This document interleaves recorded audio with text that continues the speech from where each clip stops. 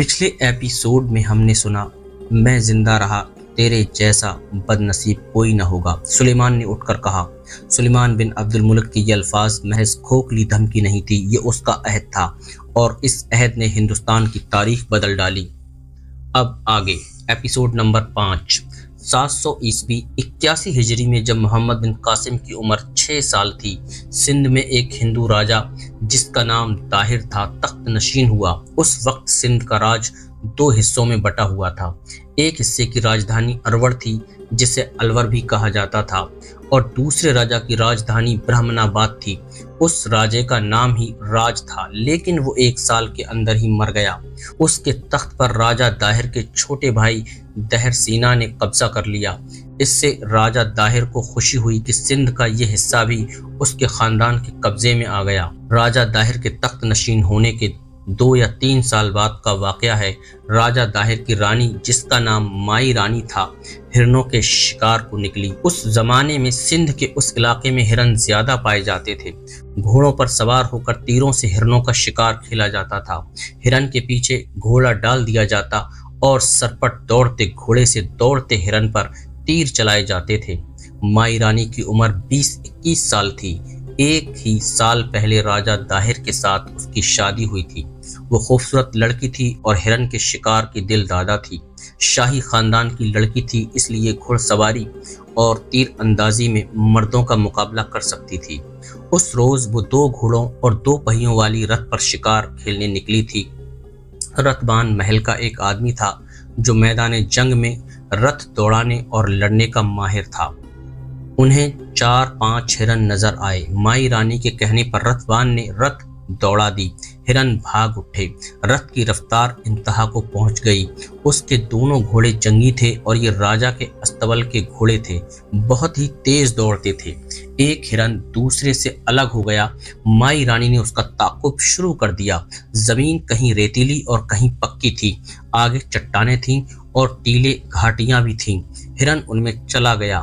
ہرن دوڑ نہیں رہا تھا، اڑ رہا تھا۔ ایک چوکڑی بھر کر جب زمین سے اٹھتا تھا تو 40-50 گز دور جا کر اس کے پاؤں زمین پر لگتے تھے۔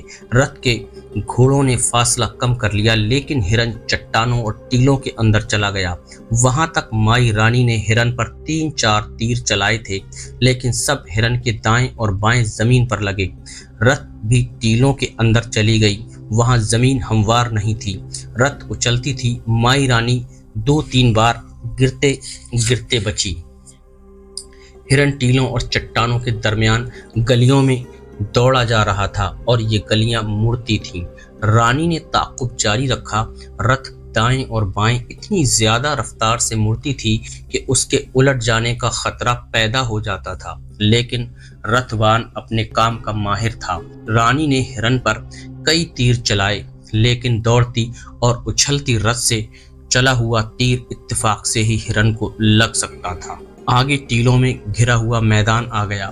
ایک ٹیکری سے ایک گھوڑا اترا، اس کے سوار کے ہاتھ میں برچی تھی۔ اس نے گھوڑے کو ہرن کے پیچھے ڈال دیا۔ ادھر سے مائی رانی کی رتھ میدان میں آئی۔ ہٹ جاؤ آگے سے، رتبان نے چلا کر سوار سے کہا، یہ مہارانی کا شکار ہے۔ گھڑ سوار نے جیسے سنا ہی نہ ہو، وہ ہرن کے تعاقب میں رہا۔ مہارانی، رتبان نے مائی رانی سے کہا، تیر اور کمان مجھے دیں، ہرن سے پہلے میں اس سوار کو ختم کر دوں، یہ اپنے ملک کا معلوم نہیں ہوتا۔ مائی نے کہا۔ ہرن ایک طرف مڑا، گھڑ سوار بھی مڑا۔ اب اس کا چہرہ ذرا سامنے آیا۔ یہ تو عرب کا آدمی لگتا ہے، رتبان نے کہا۔ اس نے ادھر آنے کی جرات کیسے کی ہے؟ رتھ پوری رفتار سے دوڑ رہی تھی۔ مائی نے ہرن پر تیر چلایا، یہ بھی خطا گیا۔ گھڑ سوار نے برچھی کو درمیان میں سے پکڑ کر ہاتھ میں تولا، پھر رکابوں پر کھڑے ہو کر اس نے برچھی پھینکی۔ برچھی ہرن کی گردن کے پیچھے کندھوں کے درمیان لگی، اس کی انی ہرن کے جسم میں اتر گئی اور ہرن چند قدم آگے جا کر گر پڑا۔ سوار نے گھوڑا روکا، کود کر اترا اور ہرن کے پاس کھڑا ہو گیا۔ مائی رانی کی رتھ اس کے سامنے آ کر رکی۔ وہ آدمی مائی کی طرف دیکھ رہا تھا اور اس کے ہونٹوں پر مسکراہٹ تھی۔ رتبان غصے سے رتھ سے اترا اور اس آدمی کے سامنے جا کھڑا ہوا۔ کیا تم ان عربوں میں سے ہو جنہیں مہاراجا نے پناہ دے رکھی ہے؟ रथबान ने अपनी जबान में पूछा, क्या तुम नहीं जानते तुमने कितना बड़ा जुर्म किया है? महारानी तुम्हें रथ के पीछे बंधवाकर मुझे हुक्म देंगी कि रथ को दौड़ा दो। तुम अरबी लोग होते ही बेअदब और बदतमीज हो। मैं उन अरबों में से नहीं हूँ, उस आदमी ने कहा, और मैं बदतमीज और बेअदब भी नहीं हूँ। ओह, रथबान ने कहा, तुम हमारी जबान बोल सकते हो। माई रानी को गुस्सा आना चाहिए था। वो रथ से उतरी गुस्से से ही थी, लेकिन उस जवां साल अरब के सामने जाकर रुक गई और नजरें उसके चेहरे पर गाड़ दी। अरब के उस बाशिंदे की उम्र 30 साल के लगभग थी। उसका रंग सफेदी माइल गंदमी था। उसकी आंखें स्याह थीं और ये आंखें मुस्कुराती हुई महसूस होती थीं। उसके चेहरे पर जलाली सा तासुर था। चेहरे के खद्दोखाल में दिलकशी थी। उसका कद दराज और जिस्म छरैरा था। साफ पता चलता था कि माई उससे मरऊब हो गई है। उस अरब की मुस्कुराहट सिंध की उस रानी का मजाक उड़ा रही थी। घोड़ों के टाप सुनाई दिए। 6 घुड़सवार एक टीकरी के पीछे से निकले। वो उधर आ रहे थे। वो माई रानी के मुहाफिज थे। संग्राम, माई ने रथबान से कहा, सवारों को वहीं रोक लो, रथ ले जाओ, मैं उसकी किस्मत का फैसला खुद करूंगी। रथबान रथ लेकर चला गया और उसने घुड़सवारों को दूर ही रोक दिया। यहाँ क्यों आए हो? माई रानी ने अरब से पूछा। हिरन के शिकार के लिए आए थे। तुम ये हिरन मेरी इजाजत के बगैर ले जा तो नहीं सकोगे। मैंने उसे अपने लिए मारा होता तो मैं उसे मरने से पहले ज़िबा कर लेता। उस खूबरू अरब ने कहा, मैंने उसे तुम्हारे लिए ही मारा है। तुम लोग मरा हुआ जानवर खा लिया करते हो। तुमने उसे मेरे लिए क्यों मारा है? माई रानी ने पूछा। क्या तुमने मुझे औरत समझकर ये फर्ज कर लिया था कि मैं इस हिरन को नहीं मार सकूंगी? तुमने ये मेरे साथ मजाक किया है, या तुमने देखा नहीं था कि मैं उस हिरन के पीछे आ रही हूँ? मैंने तुम्हें समझा तो एक औरत ही है, अरब ने कहा, लेकिन मैंने तुम्हें कमजोर और अनाड़ी शिकारी नहीं समझा था। मैं उस टीकरी के ऊपर खड़ा था। तुमने जब हिरनी की तरफ रथ दौड़ाई थी तो मैं उस वक्त से तुम्हें देख रहा था। तुमने जितने तीर चलाए वो मैंने सब के सब देखे थे। तुमने ये नहीं देखा कि अब रथ उछलेगी या अब हिरन बड़ी लंबी चौकड़ी भरेगा। तुम अंधाधुंध तीर चलाती रहीं। हिरन यहाँ आ गया तो मैंने सोचा कि इस औरत को हिरन मार ही दूं। मुझे डर था कि तुम रथ से गिर पड़ोगी। अरब का ये जवां साल आदमी, जो मर्दाना हुस्न और वकार का मुजस्सिमा था, होठों पर तबस्सुम लिए बोलता जा रहा था और माई रानी चुपचाप उसके मुंह की तरफ देख रही थी। उसके देखने का अंदाज ऐसा था जैसे वो उस शख्स से मरऊब हो गई हो और उसके सामने अपनी जबान नहीं खोल सकेगी। क्या तुम्हें मालूम न था कि मैं कौन हूँ? माई रानी ने दबी दबी सी जबान में पूछा। नहीं, अरब ने कहा, लेकिन मैं ये जान गया था कि ये जो लड़की रथ पर आ रही है और उसके साथ 6 घुड़सवार भी हैं, शाही खानदान की लड़की होगी। मुझे ये मालूम न था कि तुम राजा दाहिर की रानी हो। अब तुम्हें मालूम हो गया है, रानी ने मुस्कुराते हुए कहा। क्या अब भी तुम मुझसे नहीं डरोगे? नहीं, अरब ने कहा, तुम्हारे मुल्क में डर के मायने कुछ और होते हैं। हमारे मुल्क में आओ तो तुम्हें डर का मतलब बदला हुआ नजर आएगा। हम सिर्फ अल्लाह से डरा करते हैं। हम मुसलमान हैं। हम में कोई राजा और महाराजा नहीं होता और कोई बादशाह भी नहीं होता। तुम यहाँ क्यों आए थे? माई रानी ने पूछा। मैं एक जुर्म कर चुका हूँ, अरब ने जवाब दिया।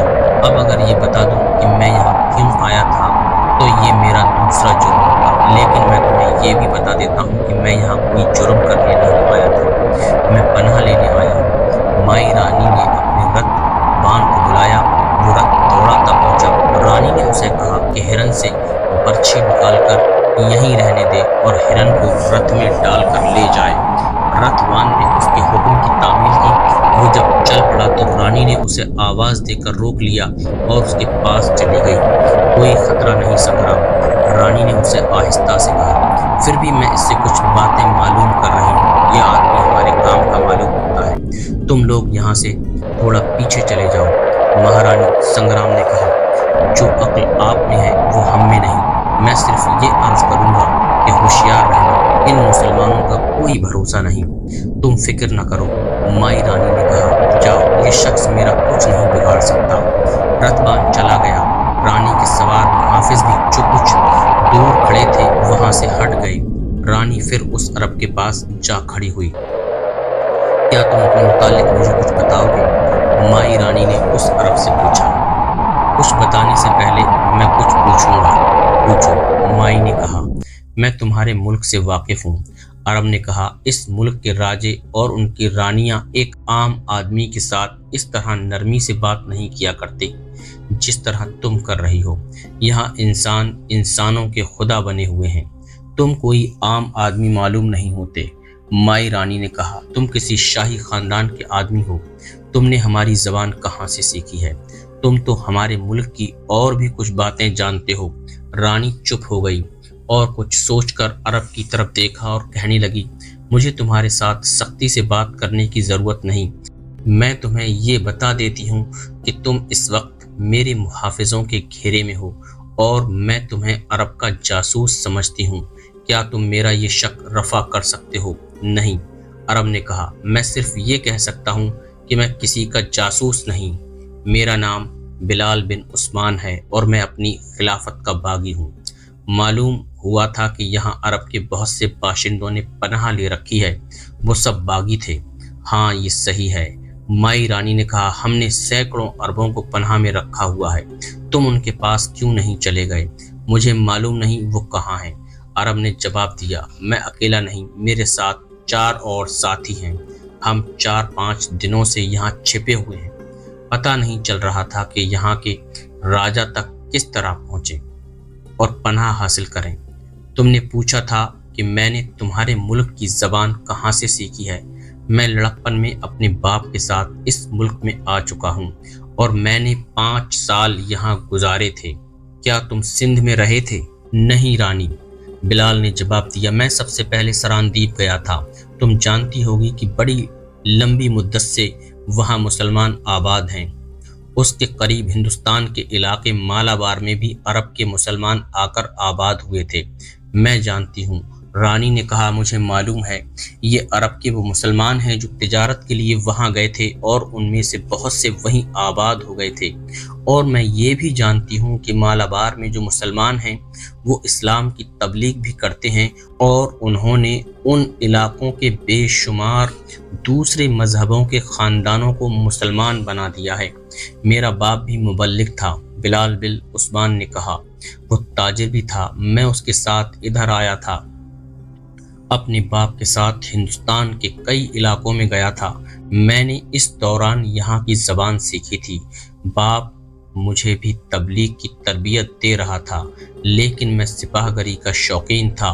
बाप ने जब मेरा ये शौक देखा तो उसने मुझे सिपाहगरी के उस्तादों के हवाले कर दिया और जब मैं जवान हो गया तो उसने मुझे वापस अरब भेज दिया। मैं खलीफा के लश्कर में शामिल हो गया, लेकिन कुछ अरसे बाद खिलाफत पर झगड़ा शुरू हो गया। जो फौजी और शहरी उस वक्त के खलीफा के खिलाफ थे उन्होंने बगावत कर दी, लेकिन नाकाम हुए और पकड़े गए। उनमें से बहुत से वहां से भाग आए थे। ये वो अरबी बाशिंदे हैं जिन्हें यहाँ के राजा ने पनाह दी थी। मैं चूंकि उन्हीं की औलाद में से हूँ, इसलिए मुझे भी वहां से भागना पड़ा। वो तो बहुत पुरानी बात है जब अरब के बागी यहाँ आए थे। माई रानी ने कहा, तुम अब क्यों आए हो? मैं दरअसल उनका बागी नहीं जिनके खिलाफ पहले बगावत हुई थी। बिलाल ने कहा, बगावत के वक्त तो मैं भी बागी ही था, लेकिन थोड़े अरसे से मैंने महसूस करना शुरू कर दिया था कि आपस की लड़ाइयाँ अच्छी नहीं होती। मैं मौजूदा खिलाफत का वफादार हो गया, लेकिन वहाँ अभी तक उस खिलाफत के बागी मौजूद हैं। उन्होंने मुझे कत्ल की धमकी दी। मैं दरअसल बागियों का बागी हो गया था। अपने मुल्क में मेरा जिंदा रहना मुश्किल हो गया था, इसलिए मैं अपने 4 साथियों के साथ यहाँ आ गया हूँ। मैं अब भी शशपंज में पड़ा हुआ हूँ। कभी ख्याल आता है कि मैं शायद गलती पर हूँ और मुझे बागियों का साथ देना चाहिए। माई रानी के चेहरे के तासुरात कुछ और थे। ये तासुरात किसी रानी के चेहरे के नहीं बल्कि एक आम सी लड़की के तासुरात थे। ऐसे तासुरात चेहरे पर उस वक्त आया करते हैं जब कोई आदमी दिल को अच्छा लगता है और दिल कहता है कि ये सामने बैठा रहे। बोलता रहे और मैं सुनती रहूं। क्या तुम मुझ पर एतबार कर सकती हो? बिलाल बिन उस्मान ने रानी से पूछा। मैं किले में जो भी नौकरी मिले करने को तैयार हूँ। मैं कहता हूँ कि मुझे कोई ठिकाना मिल जाए तो मैं इत्मीनान से बैठकर सोचूं कि सही कौन और गलत कौन है। क्या मैं ही गलत तो नहीं? मैं तुम्हारे लिए कुछ करूंगी। माई रानी ने कहा, हमारी एक और मुलाकात होनी चाहिए, जहां कहोगी वहां आ जाऊंगा। बिलाल ने कहा। माई रानी ने बिलाल को किले के करीब एक जगह बताकर कहा कि वो अगले रोज वहां पहुंच जाए। ये कहकर रानी चली गई। बिलाल वहां से चल पड़ा और एक ऊंची टीकरी के पीछे चला गया। वहां अरब के 4 जवान आदमी उसके इंतजार में खड़े थे। वो वहां कुछ दिनों से छिपे हुए थे। बिलाल ने राजा ताहिर तक रसाई हासिल करने का ये तरीका इख्तियार किया था जो इत्तेफाक से उसके सामने आ गया था। उसने कैद होने का खतरा भी मोल ले लिया था। ये तो उसे तवक्को ही न थी कि माई रानी उससे इस तरह मुतासिर हो जाएगी।